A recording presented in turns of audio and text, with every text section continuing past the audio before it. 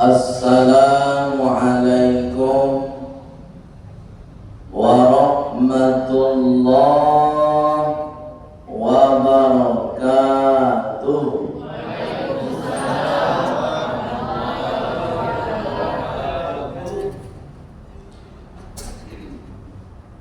Alhamdulillahilladzi an'amana bi ni'matis sihhah wal afiyah. Asyhadu an la ilaha illallah wa asyhadu anna Muhammadar Rasulullah. Allahumma salli wa sallim ala sayyidina Muhammad wa ala alihi wa sahbihi ajma'in. Amma ba'd. Qala Allah ta'ala fi kitabihil azim. Bismillahirrahmanirrahim.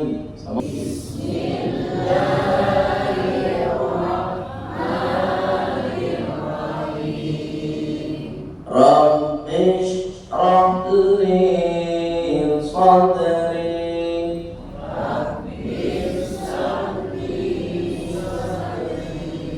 wa yassir li amri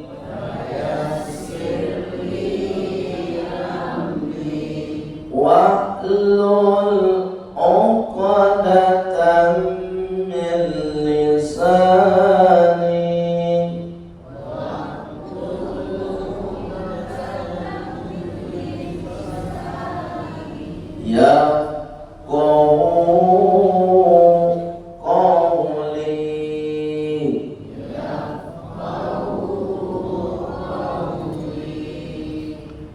Sadaqallahul azim.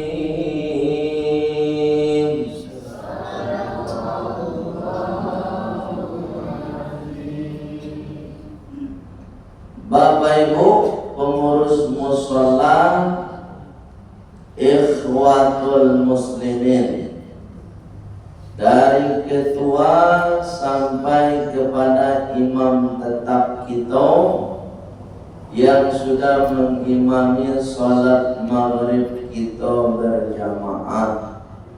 Mudah-mudahan semoga sholat yang telah kita lakukan diterima oleh Allah Subhanahu wa ta'ala. Bapak Ibu jamaah sholat maghrib yang sama kita hormati, yang pada kesempatan ini melapangkan hati, jom melapangkan waktu untuk mengikuti majelis ilmu. Ini lapang hati Bu. Bu, ini lapang hati. Hati lapang untuk mengikuti majelis ilmu. Itu tanda hati awak parasil. Yatluna kitab Allah, senantiasa membaca Al-Quran. Nah ini yang menjadi sebab diangkatnya derajat al-ma'umah. Ada dalam bahasa Arab itu namanya hafiz. Jadi perlu aku kasih pemahaman kepada Bapak Ibu. Kadang-kadang keliru kita membaca hafiz Quran. Kalau aku sebut hafiz Quran dan tabayang ibu apa? orang hafal Quran. Nah, ini kebiasaan lama yang tidak menambah ilmu. Jadi hafal Quran itu ada 3 maknanya. Satu, orang yang hafal Al-Quran dan hafalannya dijaga, itu hafal Quran namanya. Yang kedua yang disebut dengan hafal Quran, dia tidak hafal Al-Quran, tidak pernah yang menghafal Al-Quran, tapi dia jaga waktu dalam sehari semalam untuk membaca Al-Quran. Contoh, selesai maghrib, inyo istiqomah membaca Al-Quran. Ini udah hafal loh. Itu namanya hafiz Quran. Yang ketiga yang dimaksud dengan hafiz Quran itu adalah orang yang menjaga isi kandungan Al-Quran diterapkan dalam kehidupannya sehari-hari. Jadi niatur niasari tigo kedapet. Satu, hafiz Quran. Hafiz Quran yo ndak keseluruhan nang kece orang lainnya just 30 saja ya. Itulah Islam. Nang kedua, hafiz yang dimiliki oleh almarhumah itu menjaga waktu sehari tetap baca Quran.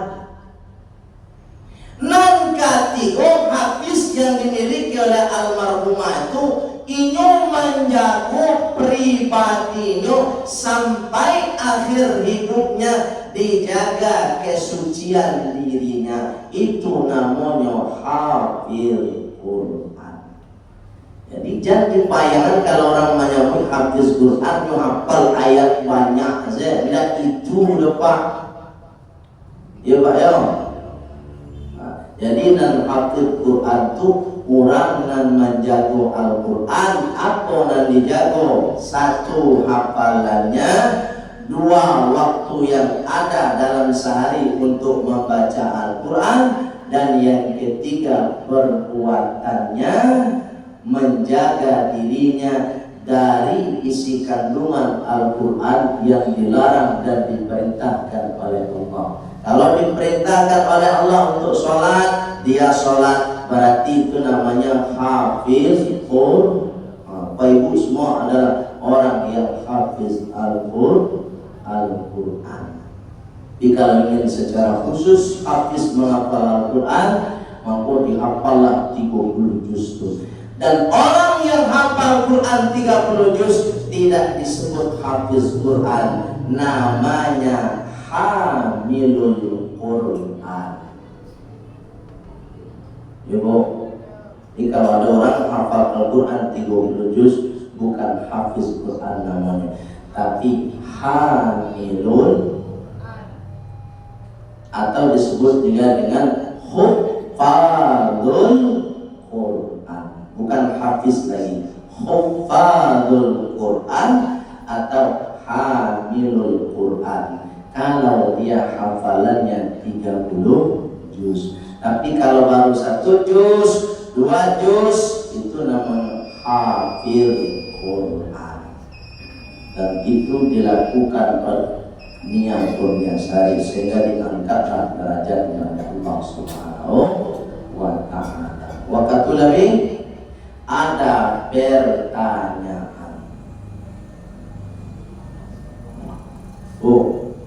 Ada pertanyaan? Ya.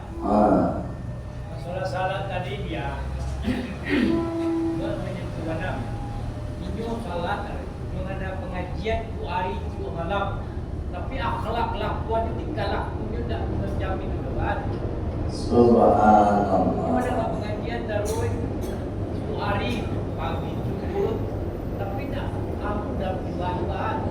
Tidak ada perubahan sikap. Sampai sekarang. Masya Allah. Jadi ini pertanyaan bagus nih Pak. Ada tangga dalam sholat. Tangga 1. Sholat itu yang penting sholat.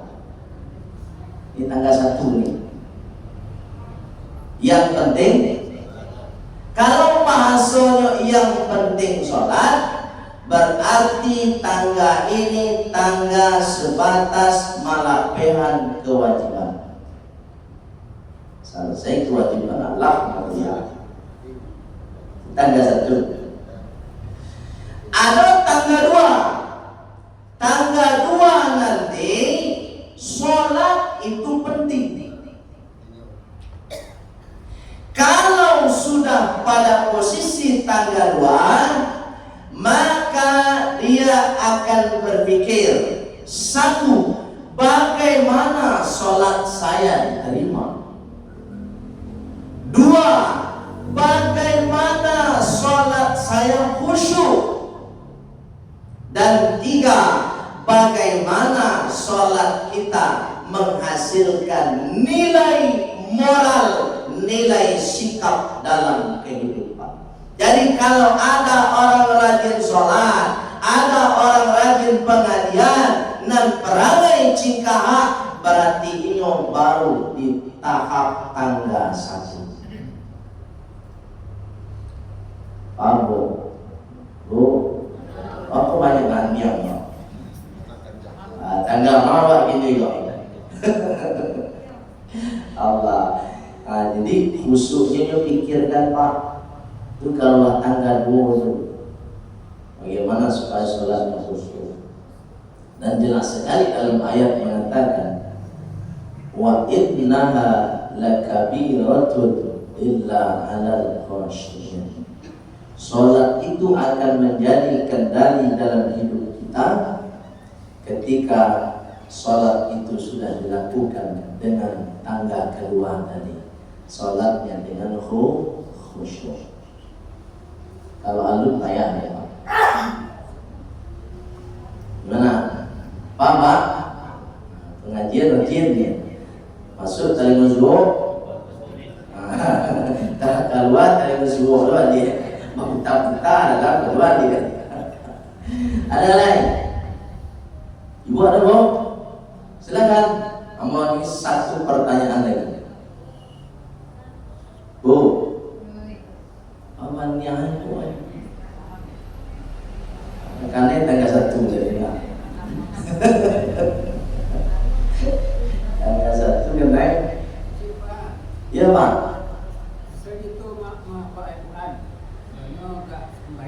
Sepuluh ain, 10 baris.